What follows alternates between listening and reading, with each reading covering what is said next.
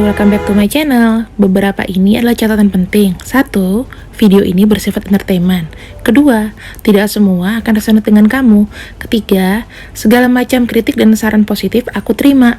Keempat, jangan lupa di-share, subscribe, like, tekan tombol lonceng untuk mendukung channel ini. Makasih. Hai, halo semua. Mungkin udah dengar sinopsisnya. Sekarang kita langsung aja masuk ke pembacaan. Kenapa sih kamu harus dipertemukan dengan orang seperti ini kalau ujung-ujungnya tidak bersama? Kita akan buka dulu ya kartunya.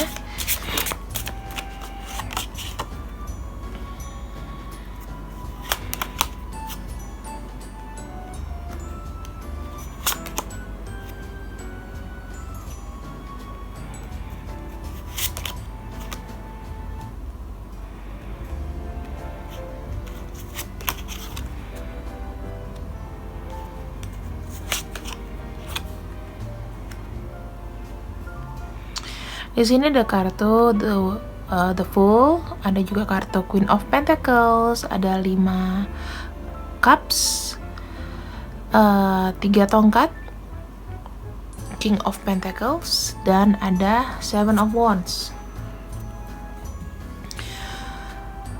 Jadi, kamu bertemu dengan orang ini, sebenarnya kamu sudah tahu resikonya. Kalau kamu jalan dengan orang ini, diwakilkan dengan kartu The Fool, yaitu kartu kenaifan. Kenapa bisa naif? Karena kamu di sini memandang ke atas. Kamu hanya pikir yang senang-senang aja. Mungkin sebagian dari teman kamu itu udah bilang jangan. Tapi kamu terlalu silau. Kamu terlalu percaya diri, kamu terlalu gak apa-apa lah, fun lagi, ini resikoku. Padahal dia di sini yang menyelamatkan kamu. Teman kamu selalu bilang jangan. Keluarga kamu, teman kamu, kok feelingku gak enak ya. Di sini yang kedua, kamu memang ada perasaan sama orang ini. Ya, kamu udah tahu resikonya. Dan kamu tuh rela kayak berbuat apa aja ke dia. Dengan berharap, in return, dia akan memberikan sesuatu yang sama atau bahkan lebih. Tetapi di sini, ya, karena kamu sudah tahu resikonya, kamu yang terlalu dalam sebetulnya. Aku mau bilang sih, perasaan kamu sama dia ini lebih dalam kamu. Karena kalau misalnya memang orang itu tidak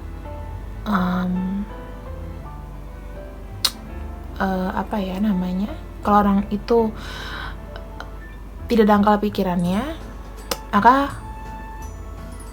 resikonya itu kita udah tahu. Tapi kan kita ketika cinta sama seseorang, pikiran kita tuh bisa jadi dangkal.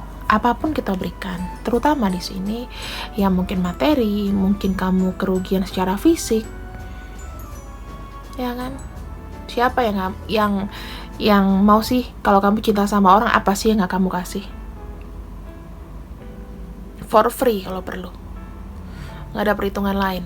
Namanya cinta tanpa pamrih, cinta tanpa syarat. Tapi nyatanya apa di sini?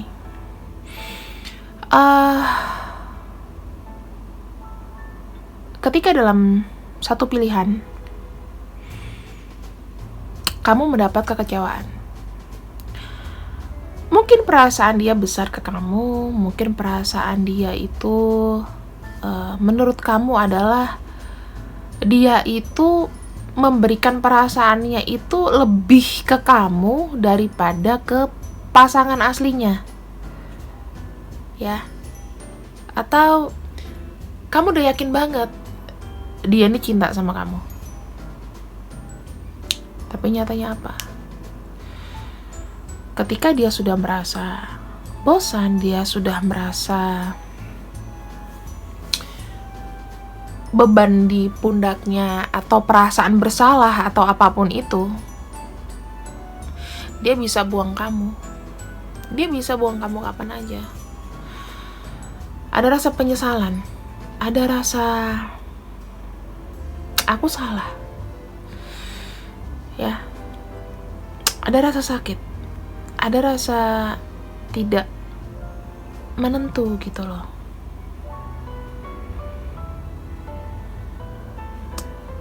Kemudian di sini, ketika kalian sudah saling menyakiti, kalian di sini melihat ada opportunity mungkin. Aku ingin move on. Aku ingin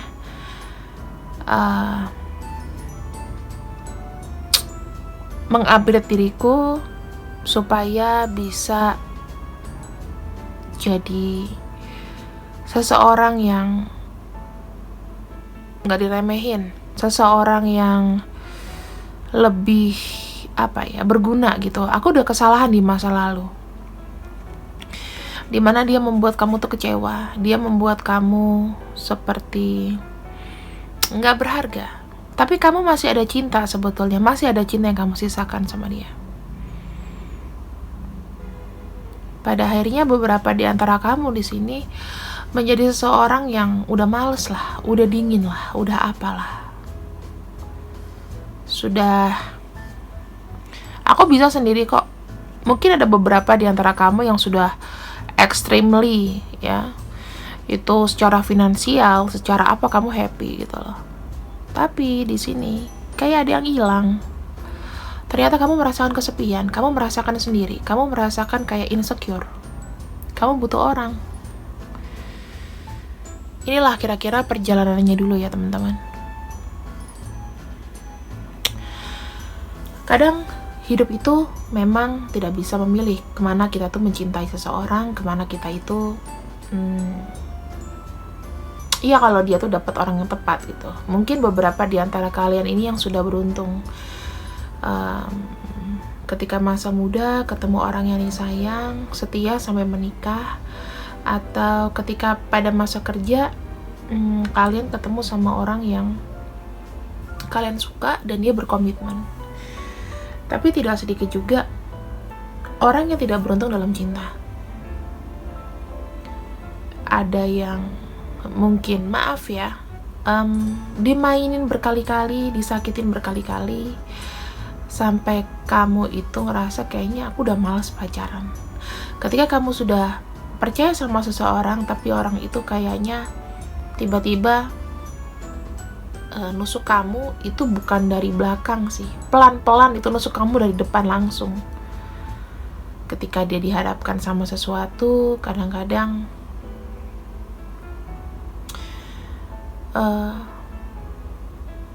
dia memilih yang lain gitu. Ternyata kamu tuh bukan satu opsi buat dia. Atau ini orang memang awalnya memang suka sama kamu, cinta sama kamu, tidak meyakinkan dirinya sama kamu, tapi ternyata pas di tengah jalan dia udah bosan, dia udah kayak aku nggak bisa deh, sehingga ya udah hubungannya main-main aja, dia nggak bisa milih. Mungkin awalnya dia sudah bosan, ada ekspektasi di awal ketika dia berhubungan sama kamu, tapi nyatanya setelah dijalani sama kamu tidak memuaskan juga buat dia. Ya. Kita lihatlah di sini untuk lanjutannya rasa sakitnya kayak apa.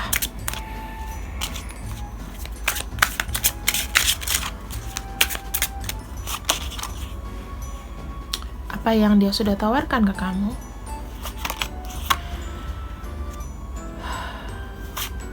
Itu gimana ya teman-teman? Hubungan kalian itu sebetulnya indah. Hubungan kalian itu mungkin sebetulnya ketika dijalani kalian tuh cocok satu sama lain. Padahal kamu nggak tahu kamu masuk perangkap.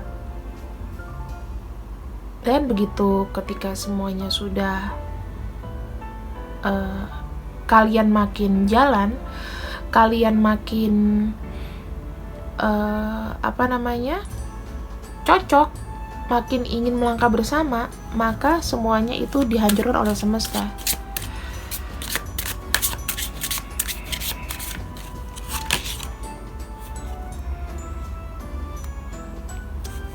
Di sini dikarenakan biasanya kendala orang ketiga,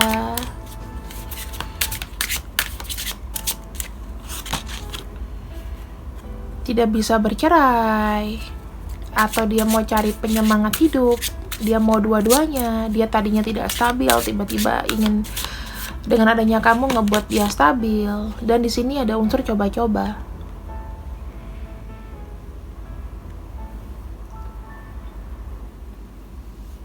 Nah,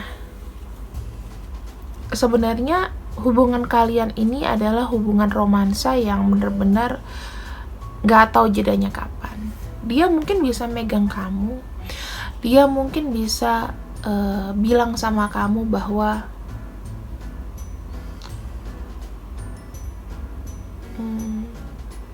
kamu tuh akan aman sama aku, kamu itu orang yang aku perhatiin terus, sekecil apapun aku akan perhatiin kamu. Tetapi seiring dengan perjalanan, ya mungkin banyak konflik ya. Seiring perjalanan, energinya makin lepas. Kenapa? Karena di sini yang mencintai secara tulus itu cuma kamu seorang, sementara dia nggak begitu. Aku mau bilang, biasanya orang ini datang dikarenakan ada kesempatan, dikarenakan dia melihat kamu itu ada celah.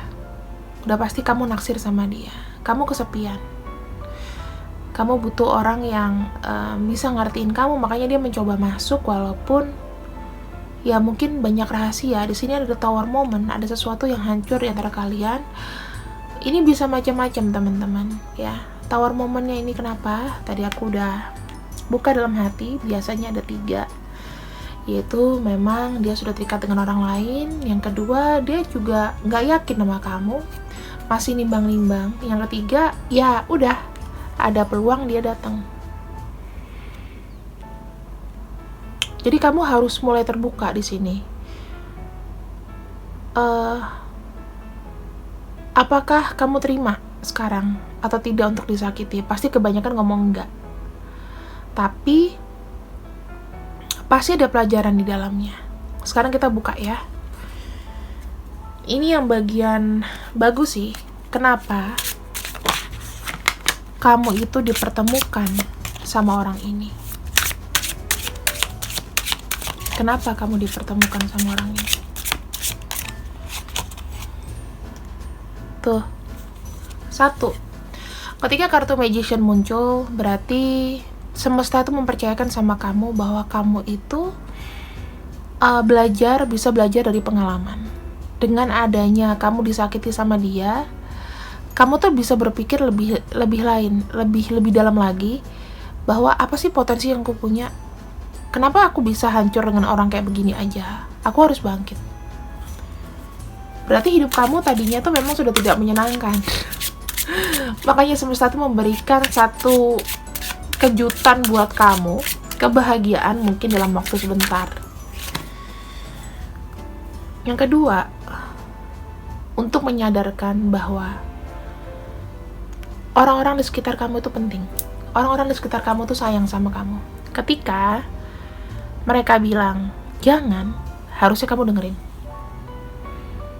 Ya, tapi namanya kan orang kan kalau nggak kepentok nggak akan berhenti gitu kan. Nah, orang-orang di samping kamu, mungkin kamu yang sudah berkeluarga, kamu sudah punya, misalnya kamu punya anak, atau anak kamu tuh mungkin nggak setuju, atau keluarga kamu nggak setuju dengan orang ini, berarti ada something wrong. Biasanya feeling orang tuh lebih tajam, kita kan udah buta. Yang ketiga, kamu sudah harus stop. Kamu harus stop untuk kayak anak kecil gitu loh. Kamu harus selesaikan perasaan-perasaan yang kelihatannya kayak gini loh ya. Kalau misalnya ada orang, kamu lagi sendirian, tiba-tiba ada orang yang suka sama kamu tuh kayak ngerasa langsung kayak powerful banget, terus kamu sebar-sebarin, dia ini cocok loh buat aku, dia lo gini, dia lo gitu. Itu mulai di stop, teman-teman. Ini adalah akhir dari sifat kekanak-kanakan kamu. Ada kartu Page of Swords, artinya mulai stop kebiasaan-kebiasaan yang sudah lama, kebiasaan kekanak-kanakan, pemikiran yang kekanak-kanakan, untuk berubah menjadi lebih dewasa.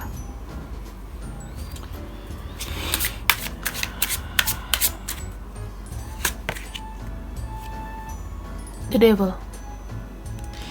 Di sini mengajarkan kreativitas dan juga jeleknya adalah apa? Belajar untuk melepaskan diri dari kemelekatan. Lihat ya, ini ada satria ya, dengan dia kanak-kanak ya, walaupun dia tidak dewasa.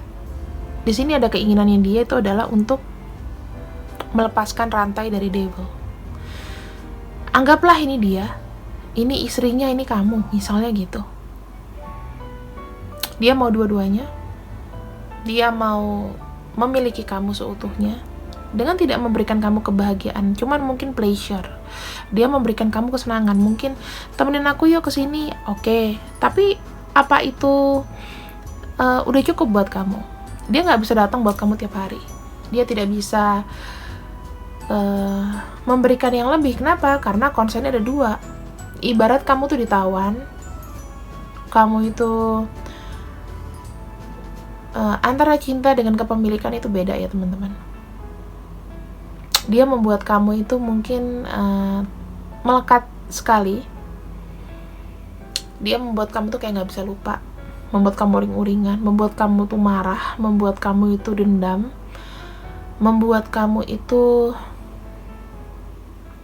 gak berpikir jernih. Kadang-kadang merasa kayak, apa aku diguna-guna?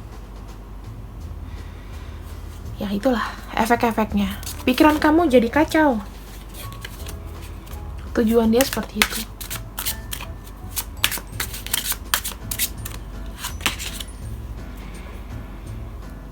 Di sini, ketika kamu sudah tidak punya apa-apa, semesta mengajarkan kamu untuk move on. Ibaratnya gini teman-teman, aku tahu mungkin yang divine feminine, jika bertemu dengan seseorang yang kamu suka, kamu juga mungkin sendirian, kamu merasa kesepian.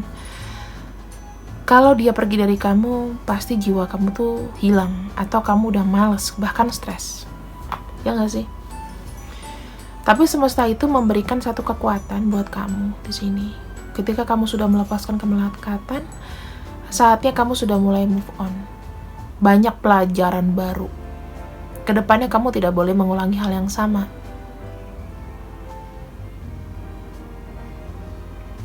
Yakinlah bahwa setiap pertemuan itu selalu ada perpisahan. Jangan salahkan dirimu kenapa semesta memberikan hal ini sama kamu. Semesta memberikan ini berarti hidup kamu kurang berwarna sebelumnya. Dan semesta memberikan warna dalam hidup kamu berupa sakit, berupa pelajaran. Kalau enggak, kamu nggak akan ngerti.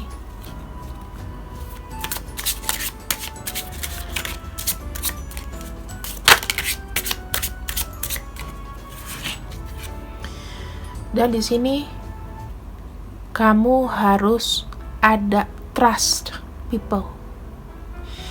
Kamu harus ada namanya mempertimbangkan segala sesuatunya agar menjadi stabil. Harus terbuka. Jika memang kamu ketemu sama orang yang kiranya ya misalnya teman kamu tuh ngomong kayak gak baik lah sama orang ini, kamu harus konsultasi. Kenapa gak baiknya? Gak apa-apa, aku merasa tidak baik. Pertimbangkan. Ya. Pertimbangkan apa yang diomongin. Kalau cuma satu orang, biasanya itu karena dia gak suka. Tapi kalau udah 2-3 orang yang melihat dari kesan pertama, kesannya kayaknya feeling aku gak enak deh. Itu harus kamu cari tahu. Karena itu adalah penyelamat kamu sebetulnya. Angels itu memberikan pesannya kepada kita bisa melalui media manusia atau feeling. Kalau kamu feeling kamu udah tertutup karena kamu cinta sama orang ini, maka otomatis orang lain yang akan ngasih tahu kamu. Ada sign, teman-teman, ada tanda-tanda. Ada satu sign biasanya. Contoh, aku pengen kita sering ketemu dong, jadi jarang ketemu, alasannya sibuk. Bisa aja dia sudah berkomunikasi, sudah punya orang lain. Atau ketika dia kerja, dia nggak hubungin kamu. Itu udah. Atau kalau diajak pergi, alasannya macam-macam. Dari sejak pacaran misalnya. Kalian nggak pernah di tempat umum, maunya datang ke rumah terus. Ya itu udah pasti orang ini nyimpan sesuatu.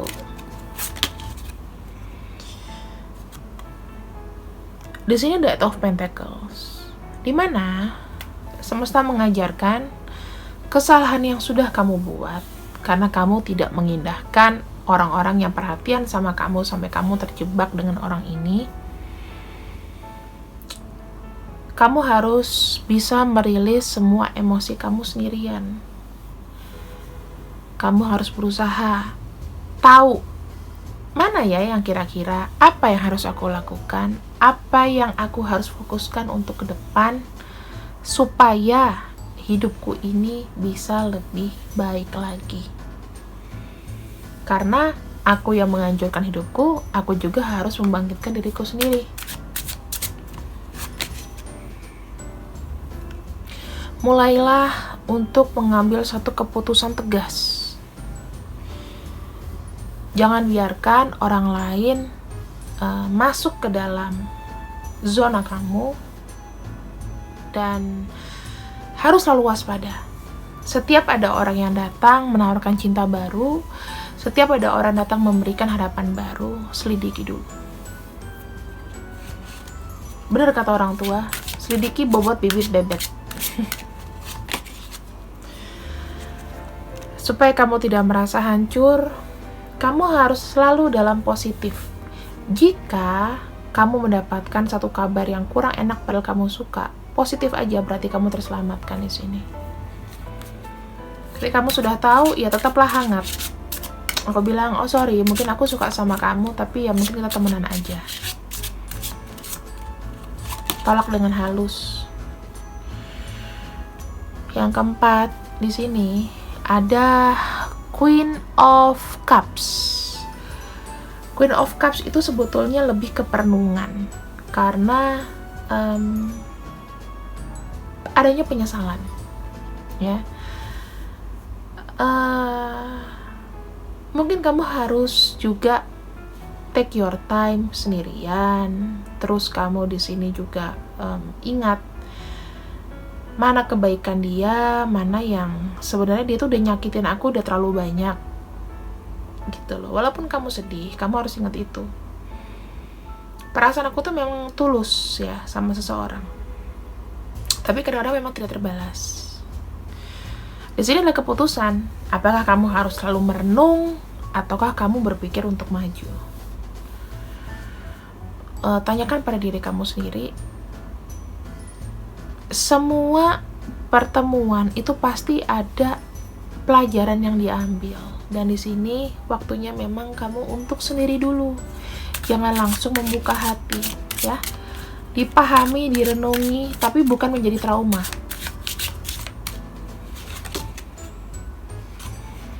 Nyamankan dirimu dulu. Kalau kamu sudah nyaman, kalau kamu sudah sukses, kalau kamu sudah merasa aku mampu, baru kedepannya di sini kamu enak membuka peluang baru atau membuka hati lagi.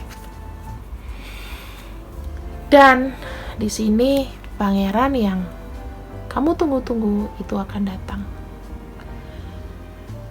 Ya, pemikirannya bisa seperti kamu, bisa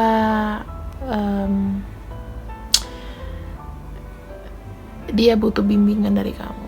Karena kamu udah melewati proses ini, kamu sudah dewasa. Gitu loh. Intinya semesta itu percaya sama kamu bahwa kamu di sini bisa namanya mengambil sikap dan tindakan ke depannya. Jadi buat teman-temanku di sini tidak perlu namanya menyesali apa yang sudah terjadi. Nggak usah menyesali ketika kita gagal mendapatkan orang itu.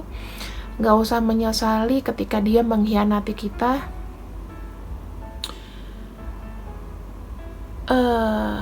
Nggak usah menyesali kenapa kita ini sakit karena dia, gitu loh. Karena belum tentu dia juga menyesal dengan apa yang dia sudah perbuat kepada kita. Bisa aja tuh pleasure. Kita nggak perlu pertanyakan kenapa kamu begini sama aku. Itu kekanak-kanakan banget. Cukup stop, pelajari, oke, tinggalkan. Aku harap teman-temanku di sini bisa ambil hikmah, bisa ambil satu pelajaran. Kadang-kadang manusia itu tidak perlu banyak tantangan gitu loh. Kalau kamu sudah tahu status dia dengan orang misalnya, kamu stop. Kalau seandainya dia bilang sama kamu single dan dia nggak bisa kayak orang pacaran biasa, atau ketemu kamu sibuk banget, kamu selidikin. Udah punya yang lain belum? Jangan naif gitu loh, jangan nggak cari tahu. Apalagi kalau misalnya kamu sudah berkali-kali sakit, itu bisa kamu bisa dimanfaatin terus, dan akhirnya kamu traumatik, kamu stres, mental kamu kena, kamu nggak bisa kerja.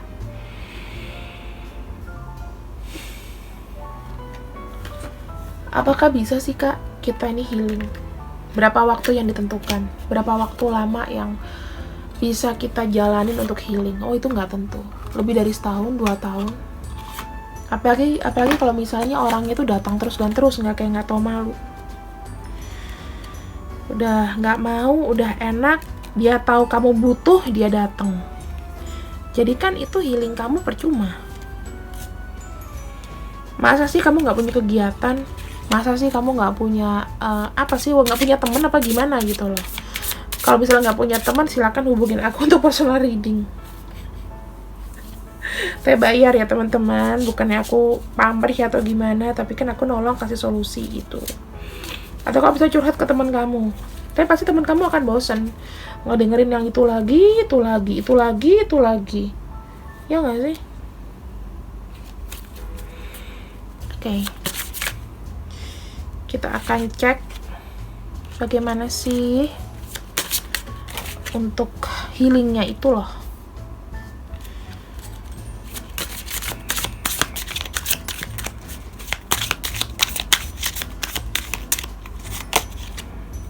Di sini integration, selaraskan antara kamu dengan semesta, antara kamu dengan istirahat kamu, antara dengan otak kamu, pikiran kamu. Selaraskan ya teman-teman.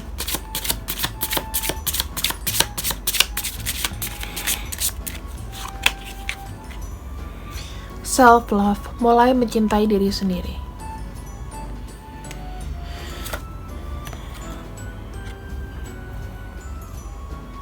Reunion of soul. Kamu tahu, kita tuh memiliki soulmate yang banyak. Misal kayak kamu sama temen kamu sama guru kamu sama sahabat-sahabat kamu. Mulai deh ajak ketemuan. Even corona bisa video call rutin, ya. Atau kamu ikut kelas meditasi juga boleh, kayak gitu. Di sini belajarlah untuk tumbuh dan berkembang. Paling enak kalau pelarian patah hati adalah bukan dengan cari pacar baru, tapi dengan kamu bekerja mengumpulkan uang. Itu lebih fokus. Itu cara aku ya, tips aku. Atau kamu, kalau aku sih patah hati, aku lebih senang nonton film yang film noir gitu loh, film-film drama yang tahun 30-an, tahun 20-an, tahun klasik, film-film kayak Rebel Without a Cause yang yang mungkin kita semua belum lahir. Nggak tahu deh. Tapi udah jadul banget, pasti belum lahir. Zamannya Marilyn Monroe gitu-gitu. Di sini ada anger. Marah boleh. Teriak-teriak boleh. Lepaskan, luapkan. Tapi untuk kamu sendiri ya. Jangan teman kamu nggak apa-apa kamu sensitif. Nggak kamu semprot, kan nggak lucu. Burden, kekecewaan. Tulis kekecewaan, hambatan itu ya kamu harus tanggulangi sendiri gitu. Kamu tulis kira-kira apa yang belum kamu lakukan sekarang. Ada yang kamu tunda nggak? Kalau bisa sesuatu yang memang kamu pengen ketika sama dia nggak bisa, kamu kerjain sekarang, jangan ditunda. Terus pasti banyak yang ngomong, Kak, kok dia beruntung ya? Keberuntungan itu mungkin karena dia memiliki pasangan dan kamu tidak. Ketika kamu sudah punya pasangan, kamu hargai pasangan kamu. Ketika kamu melihat dia bahagia dengan pasangan resminya, ya kenapa dia mesti selingkuh kalau misalnya dia bahagia? Gitu loh. Berarti kan ada yang tidak komplit. Jadi kalau misalnya kalian nanya, dia bahagia nggak sih sama pasangannya? Ya kalau namanya selingkuh udah pasti nggak bahagia. Oh, kok istrinya cantik, istrinya gini. Oh, belum tentu. Sifat orang bisa kayak iblis, teman-teman. Perbanyak dengan keluarga di rumah, dengan anak kalau kamu punya anak, dengan saudara kalau kamu punya saudara. Healing energy bisa dari kristal-kristal, bisa dari mungkin kamu ke pantai, recharge. Kena matahari itu juga healing energi. Aku sih nggak pernah ngumpulin kristal yang sebegitu ininya ya, hanya untuk keindahan aja. Tapi kalau seandainya kamu di sini emang pengoleksi kristal, ya maksudnya jemur kristal kamu juga gitu. Kamu juga berjemur di bawah matahari supaya kamu bisa sembuh dari rasa sakit di kepala, ya. Udara pagi dan panasnya matahari itu bisa menyehatkan buat pikiran kita, buat apapun. Gitu, teman-teman. Atau kamu yang punya hobi renang, boleh misalnya ke kolam. Kalau kamu nggak ke laut, ya kamu ke kolam renang aja gitu. Kamu berenang, sama aja tuh healing kok, sekaligus menyehatkan. Sama minum air putih. Kalau aku biasanya campurin garam air putihnya, jadi agak biar garam itu kan penetralisir untuk segala sesuatu yang buruk ya, energi jelek itu kan hilang. Atau mandi garam. Di sini emotional release. Cara emotional release tuh gimana sih yang baik?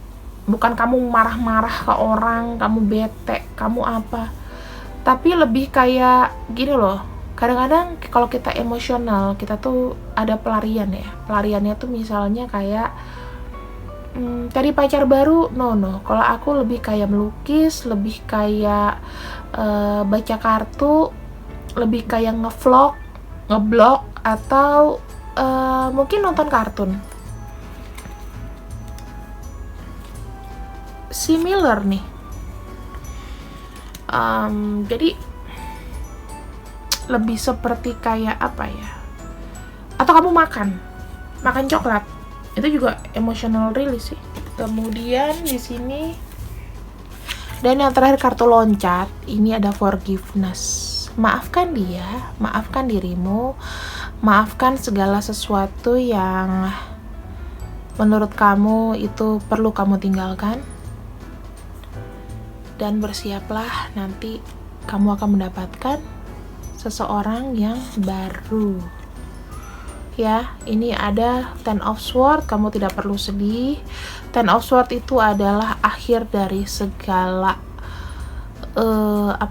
kesakitan yang kamu punya. Pasrahkan sama semesta. Intinya teman-temanku, kamu harus sembuh dari rasa-rasa yang membuat kamu tidak nyaman. Jangan mau dikontrol orang lain, jangan mau juga dimanfaatkan atau terlalu percaya? Kamu percaya dirimu sendiri, percaya kalau kamu mampu, dan percaya semesta itu akan membantu.